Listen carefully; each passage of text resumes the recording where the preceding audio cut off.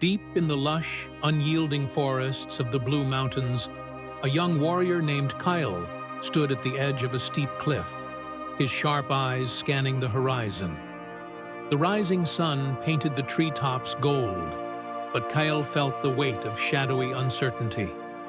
Today was his test, a rite of passage that would determine his place among his people, the Maroons.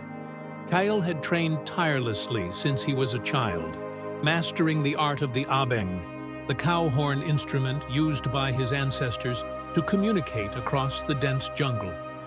He had learned to hunt, to track, and to move as silently as the wind. But today was not about skill alone.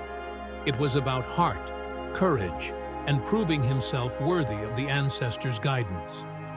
His task was simple, yet perilous: recover the sacred stone of Nani, a relic said to hold the spirit of Nani, the legendary leader who had liberated their people generations ago. The stone had been stolen by a rival tribe, the Maroons, who sought to wield its power for domination. Kyle knelt, clutching a small pouch of earth from the village's sacred ground. "Guide me, ancestors," he whispered, pressing it to his chest before slipping into the jungle. The jungle's trials. The Kraken's camp lay a day's journey away, across treacherous terrain filled with venomous snakes, hidden pits, and the ever-present eyes of predators. Kale moved swiftly, blending with the shadows, his abeng tied securely at his side. He relied on his instincts and the teachings of the elders.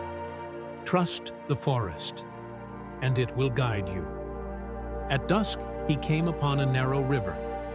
As he bent to drink, he noticed faint tracks, barefoot, yet heavier than his own. Maroons. He was close. Kale's heartbeat quickened, but he forced himself to breathe deeply.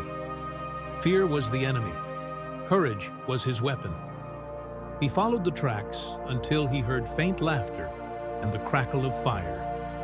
Peering through the foliage, Kale spotted the Kraken's camp. Their warriors surrounded the sacred stone, now bound in leather, and placed atop an altar. The sight filled him with both fury and determination. The silent strike. Kyle waited until the dead of night. The Krakens, confident in their numbers, had posted only 2 guards. He crept closer, his steps as light as falling leaves. The elder's words echoed in his mind. A warrior's strength lies not in his blade, but in his mind. He fashioned a trap using vines and sharp stones, disabling one guard without raising the alarm. For the second, he used his abeng, sounding a faint call that lured the man into the jungle. There, Kale subdued him with a swift blow, leaving the path to the stone unguarded.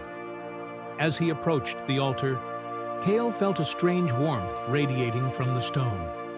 It seemed to pulse in rhythm with his heartbeat. Just as he reached for it, a voice boomed from the darkness.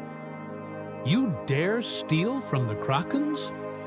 Kyle turned to face their leader, a towering figure adorned with feathers and scars. The man charged, wielding a spear. Kyle dodged, his movements fluid and precise.